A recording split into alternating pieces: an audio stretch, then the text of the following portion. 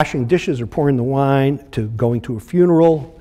And I'd pop away from a lot of things that regular guys would go to. And I'll find a way to get out of it to go party somewhere. And so I was monitoring every behavior. And it turns out about 300 times a day, when I was with these very simple things like pouring the wine first or cleaning up, being a good roommate, but also larger things, that what I was doing was the most selfish thing at each choice point. And, I never thought of it that way. And I said, that's not how a regular guy would do it. And it turned out, after about a month, I was so exhausted. And it's really tough to be a good guy. You know, it's really a nice gal. It was so exhausting. I went from sleeping like 4 hours a night to 6, 7 hours a night. I was so, and it wasn't I was exercising, which, you know, I like fishing, but I didn't, that's about it.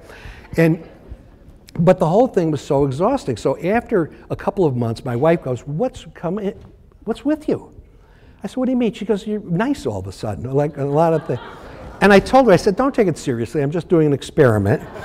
And I had to, because she can read me. I mean, I can't lie to her anymore about anything. It's like, yeah. So I love you. Yeah, oh, yeah, how? You know, all this stuff.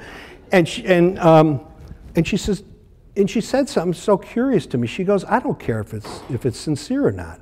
She says, you're just treating me better. And I said, you just want me to treat you better? I don't have to have it in my heart to, you know? She goes, no. I went, oh, you know, that was like the big revelation. People just like to be treated better. Okay, that was the first big lesson.